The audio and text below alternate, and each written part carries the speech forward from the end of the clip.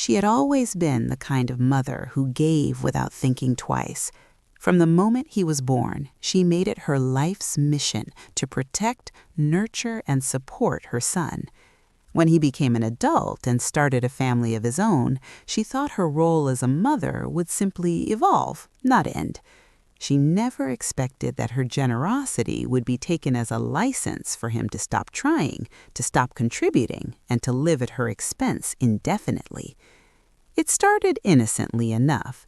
After his child was born, she welcomed him into her home.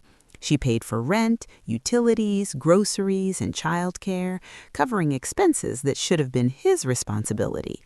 She wanted him to establish himself, to find his footing in the world, while she provided a safety net. She thought of it as an investment in his future, a temporary burden that would pay off in seeing him thrive and grow into the man she hoped he would be. But years passed. Time, she realized slowly, has a way of changing intentions into habits. The temporary safety net she had so carefully woven became a permanent lifeline, and he never tried to untangle himself from it. He didn't just rely on her occasional help. He expected it, took it, assumed it, and never once considered that it might be straining her. She bought him a fishing boat he claimed would help him start his business, fully trusting him to make something of it. She paid for trips, outings, school fees for his child, groceries, bills, medical expenses, literally everything. It was all too much, but she convinced herself that it was love, that it was part of motherhood, that it was the right thing to do. And yet, while she gave, he never gave back.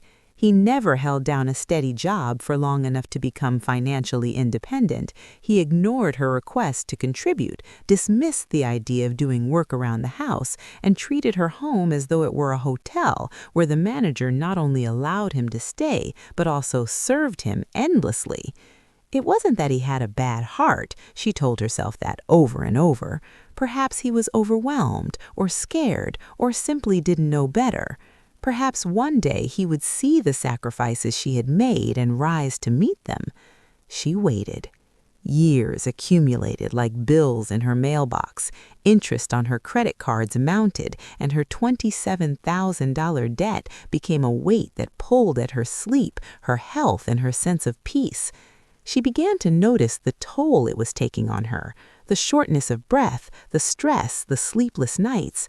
She thought about retirement, about her own future, about the possibility of needing help herself one day. She began to realize that her generosity had shifted. It was no longer an act of love. It was becoming a form of exploitation. The moment of awakening was quiet but devastating. She asked, gently at first, for some small contribution. Could he help with a bill? Could he handle a small part of the household responsibilities? Could he at least acknowledge that she was sacrificing far more than anyone should be asked to sacrifice? She wasn't greedy. She wasn't asking for a grand repayment. She simply wanted balance, recognition, and fairness. He ignored it. And she saw it clearly for the first time. He had no intention of changing, no intention of meeting her halfway. He had become so comfortable in her support that he could not imagine living without it. And the cruelest realization came in the small moments, the quiet ones she remembered in hindsight, the times he rolled his eyes at her health complaints, the times he treated her patience as an endless resource, the times he assumed she would bail him out no matter the cost. She made the hardest decision of her life. She cut him off. It was not dramatic. There was no yelling or shouting. There was no confrontation, no angry text, no final fight. She simply drew a line. She stopped paying his bills. She stopped offering rides, gifts, or outings. She stopped filling the gap he had relied on for years. It was a calm, resolute, painful act of self-preservation. She felt guilt at first, a gnawing, persistent whisper that maybe she was being cruel, maybe she was the bad person, maybe she had failed as a mother by refusing to enable him further. Then she read the stories of other parents, strangers who had gone through the same struggles, and something inside her shifted. She realized she was not cruel, she was not the villain. She had been enabling abuse, enabling irresponsibility, and enabling a pattern that would only continue to hurt her if she didn't stop. She remembered the first time she'd handed him money for rent. It was just a few $100s back when he had just become a father and was fumbling through life with the wide-eyed optimism of someone who thought the world owed him a hand. She hadn't hesitated. She wrote the check, signed it, and handed it over with a smile, telling herself it was a temporary measure.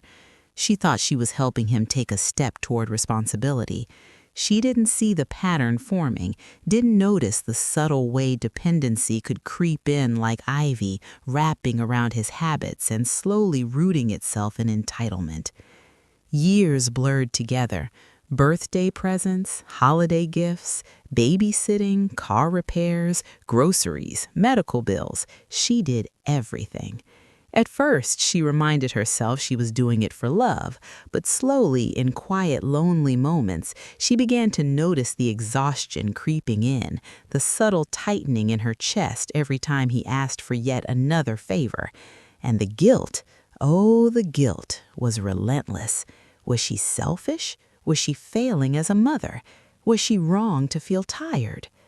The fishing boat was the tipping point.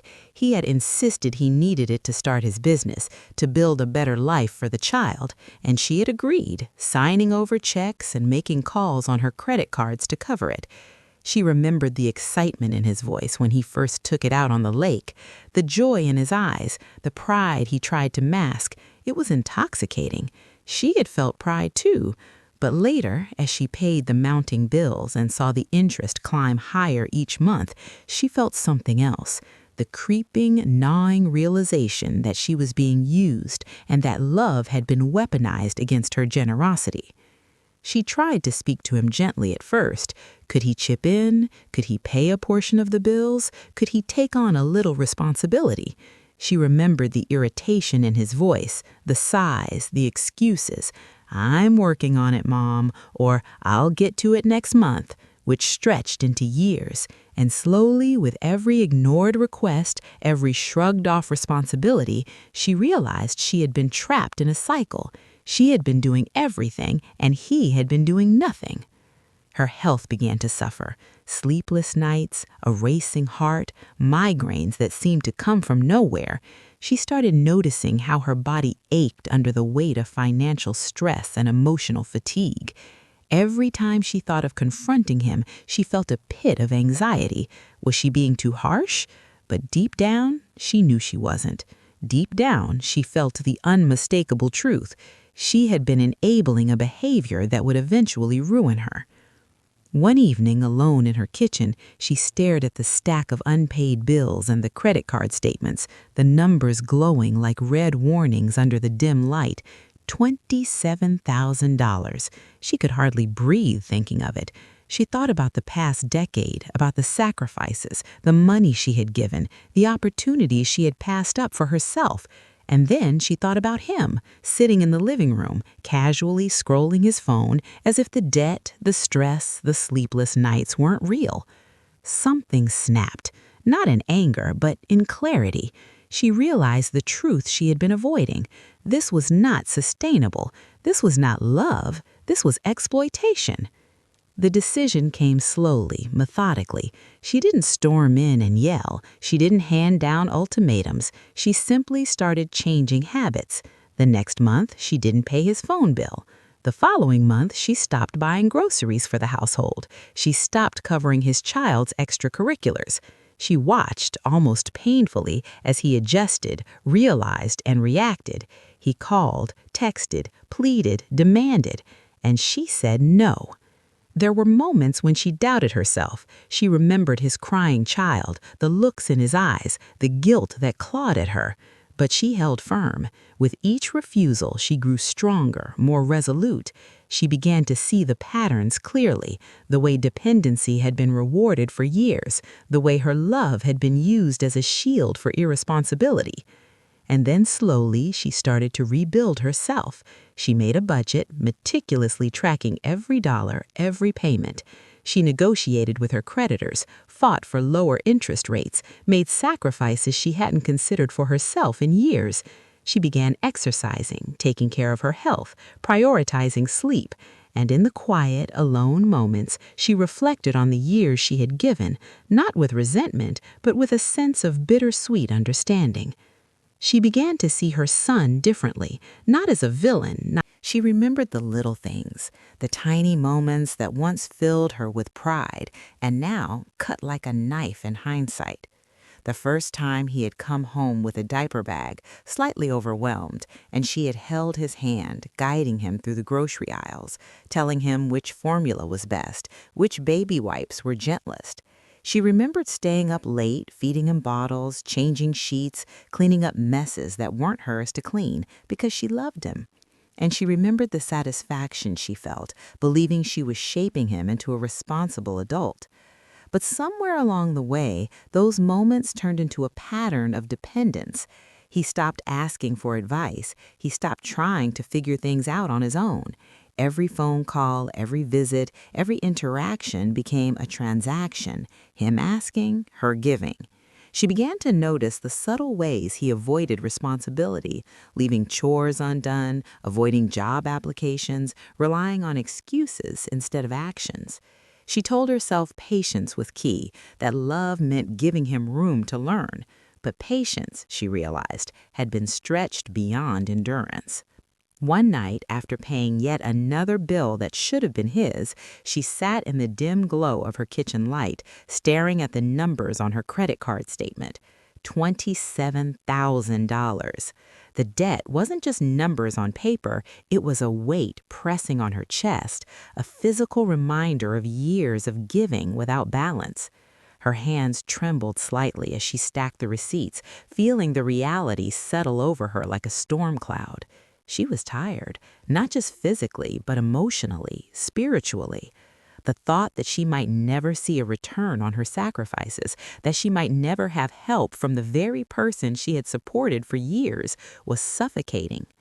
She remembered asking him once, gently, for help. "Can you take the garbage out this week?" she had said.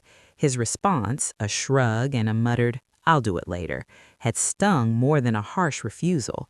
It wasn't just that he didn't help, it was that he didn't care. It was that he assumed she would always do everything for him. And in that moment, she saw the truth. She had enabled a life built on entitlement, and she was exhausted from being the foundation of it. The day she decided to cut him off was quiet, almost surreal. She didn't raise her voice, she didn't storm into the living room, she simply stopped paying his bills, stopped covering his expenses, and let him face the reality he had never encountered before. The world did not owe him. She watched as confusion and frustration clouded his eyes when he realized she would no longer provide, when he realized she was serious. He called, texted, pleaded, and argued, but she held firm. She had rehearsed the words in her mind for weeks. "I am no longer able to provide financial support. You must take responsibility for your own life." In the beginning, the silence that followed was heavy. She felt pangs of guilt, imagining him scrambling, struggling. But then, gradually, she began to feel something she hadn't in years: relief. Relief that she could breathe again, relief that her health was no longer constantly compromised by stress, relief that she could start thinking about her future instead of constantly patching his present.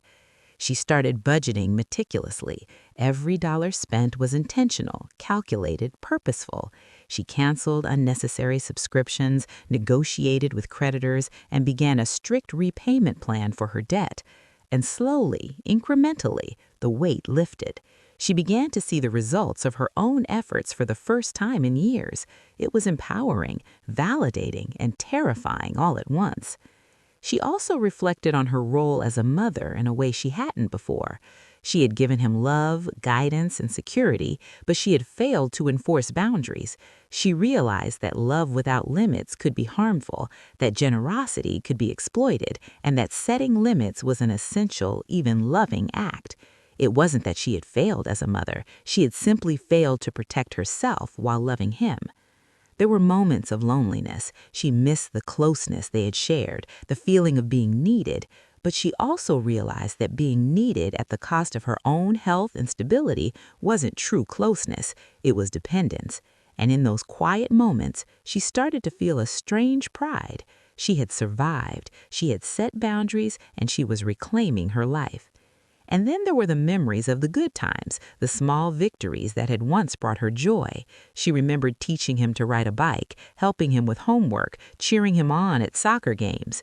She remembered the warmth of family holidays, the laughter echoing through the house, the smell of home-cooked meals she had prepared with love. In the end, she sat quietly in her home, the house finally hers in a way it hadn't been for years. The bills were still there, the debt still looming, but she felt lighter, lighter than she had in a decade. She had made the hardest choice a parent could make, to love without losing herself, to give without being exploited, and to protect her own life even when it meant saying no. She thought of her son, not with anger, but with clarity. He would face the consequences of his choices, just as she now faced the consequences of hers. And in that, there was a strange, inevitable fairness. She had taught him through her own example that life demanded responsibility, that love was not limitless without boundaries, and that actions have consequences. And as she looked toward the future, for the first time, she felt hope. Hope not just for herself, but for a life where her generosity could exist without being abused, where love could be given freely but wisely, and where her own happiness and security mattered as much as anyone else's. She had survived, she had learned, and she had reclaimed her life. And in that quiet, steady moment, she finally allowed herself to feel what she had long denied: peace.